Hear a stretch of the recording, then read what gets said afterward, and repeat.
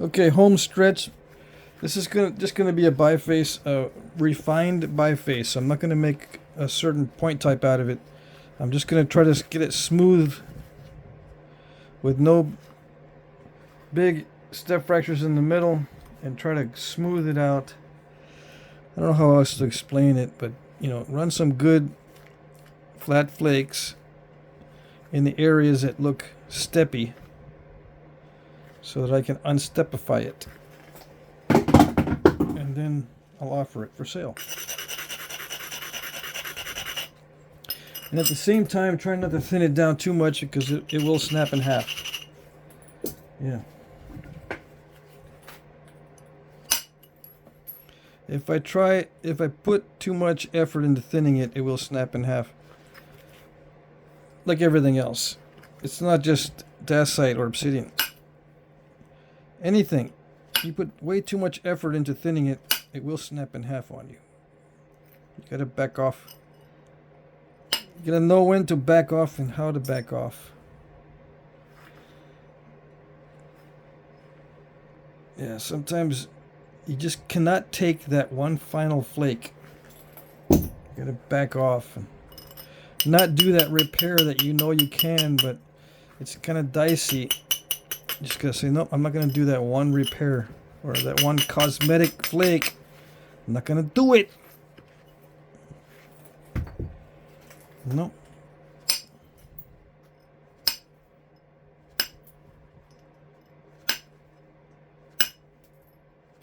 I haven't figured out if it has grain to this or not. I think it does slightly.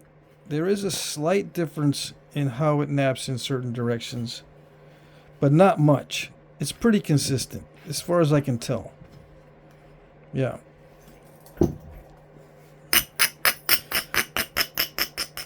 It's pretty consistent. It just, for some reason, in some cases the flakes are not traveling where they should, and I'm getting weird cracks and stuff.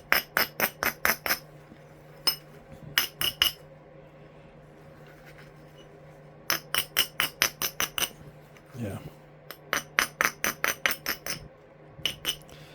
Okay. And I think it has something to do with the tooltip as well. On this refining stage, I gotta make sure this tooltip is nice and smooth. And I probably should go down to a smaller diameter, but I'm not going to. Why a smaller diameter? It allows me to concentrate force a little bit better.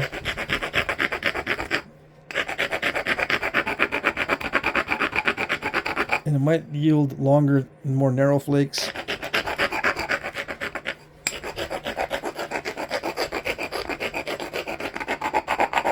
But I'm just going to continue with this. I'm familiar enough with it that I think I can achieve good results with this, with sticking with this tool here. Okay. I might zone out because some of these flakes require me to not be distracted. I know that doesn't make sense because I try to distract myself.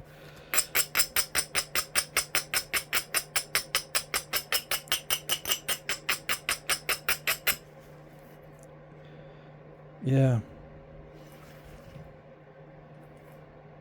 I try to distract myself sometimes when I know I can overthink it.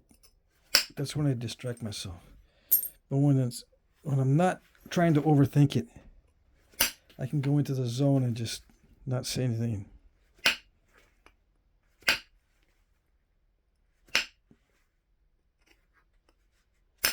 Let my subconscious just do it.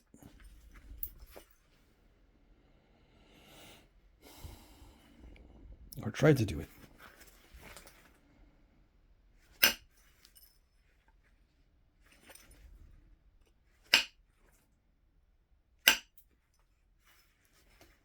Yeah, believe it or not, sometimes I'm just not able to do what I think I can do. I live with what I get. I gotta live with what I get sometimes.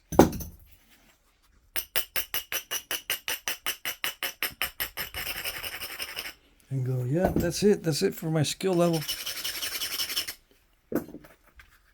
Oh, well.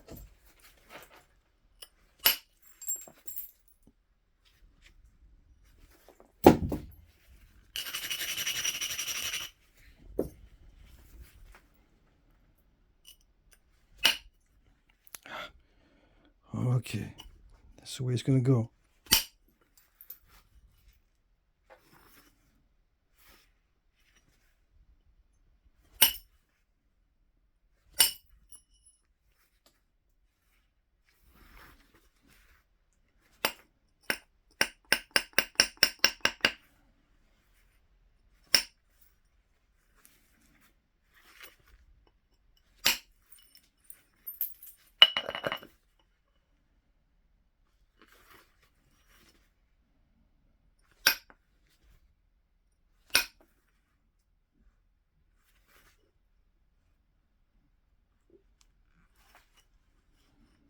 That crack right there is not good. I think that's a crack.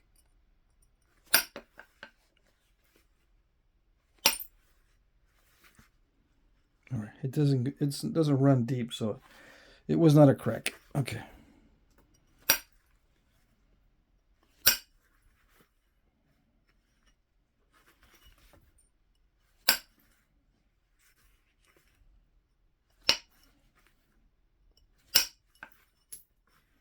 Yeah, cleaning up the tip of that did help a lot.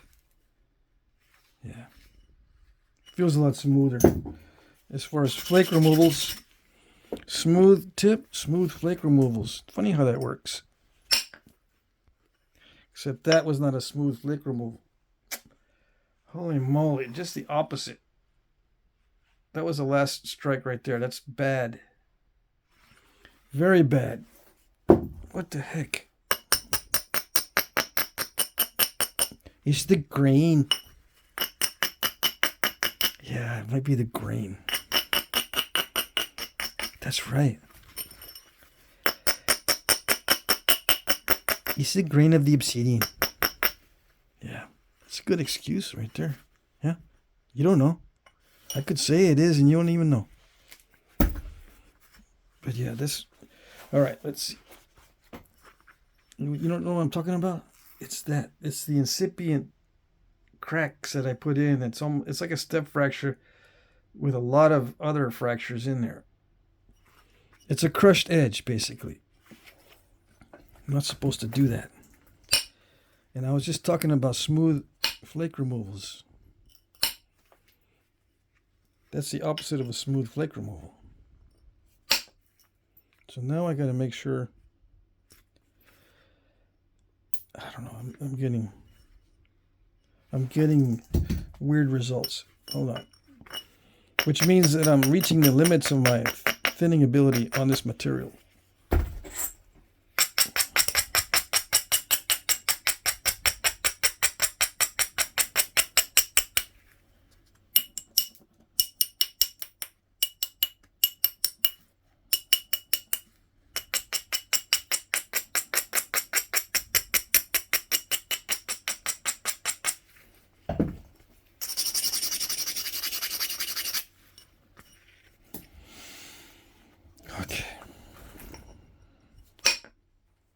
Like that. Holy moly. Okay. See how it... Look at the aluminum on there. That's aluminum. That shiny stuff. It's eating my aluminum bopper for lunch. Or my aluminum percussion tool for lunch. Come on. I knew you could do it. It didn't want to.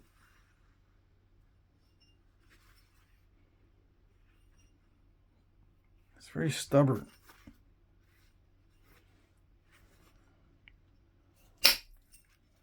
Yeah, it's still being stubborn. Look at that.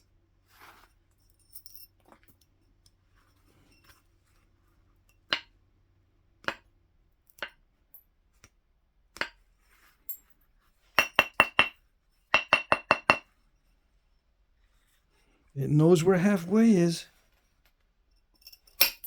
Yeah.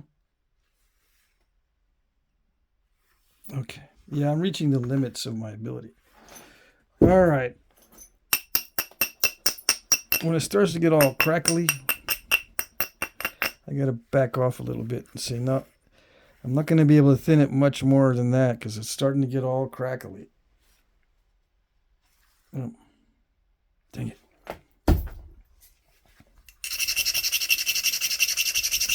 And what am I using? This is a needle file with a diamond coating on it. Come on, come on. I know you can do better.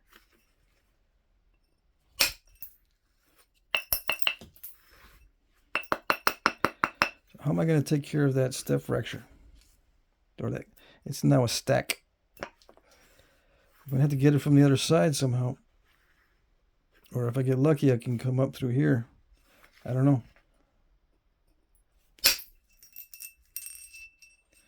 I tried to do it from here, but it didn't go.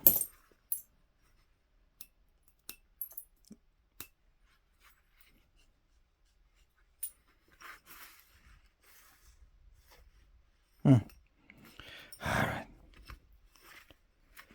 Okay, I'm going to have to zone out. Just do it.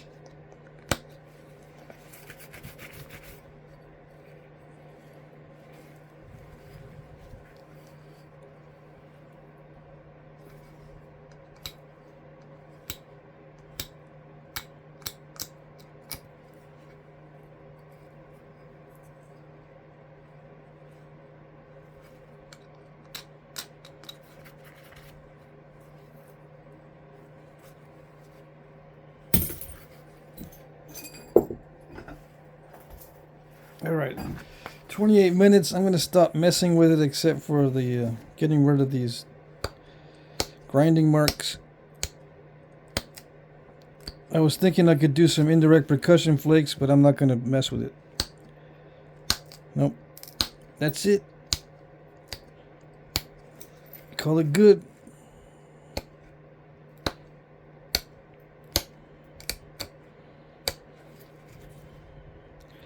I'll let someone else mess with it if they want to.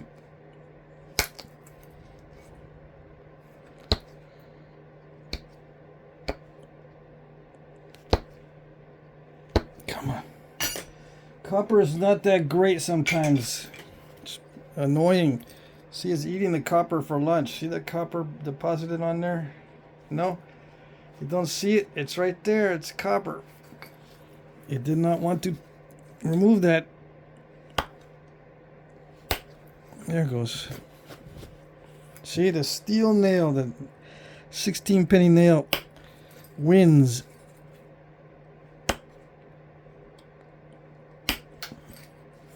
Even though I do say copper is the best, it doesn't always work well. Especially when you want to focus the force in one spot. Yeah.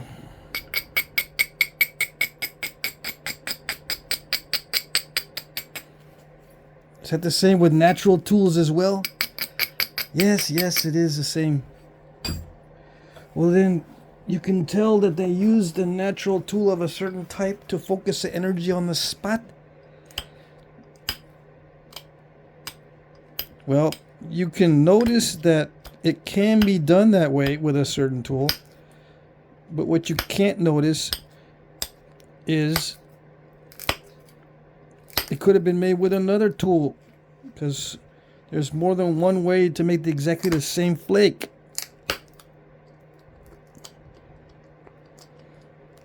Okay? Okay.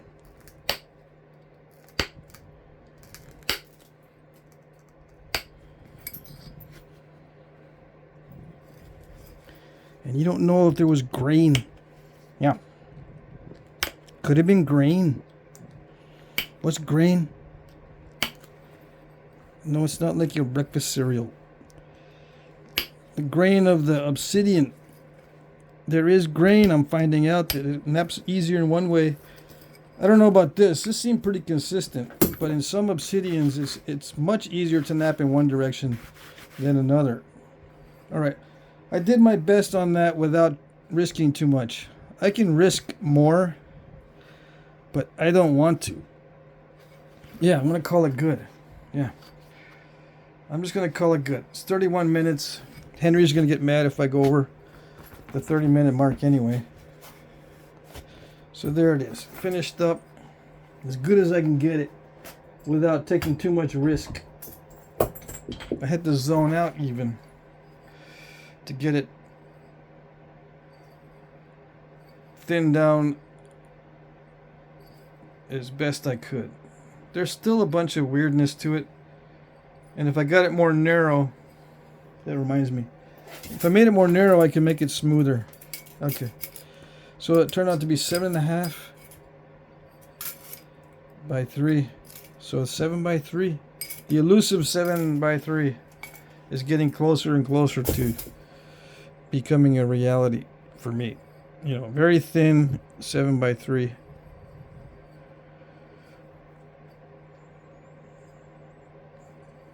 Yeah. It's not the easiest stuff to work with because it is very snappish. But I'm glad I didn't snap the whole thing. Yep. So there you go. That's it. On to the next.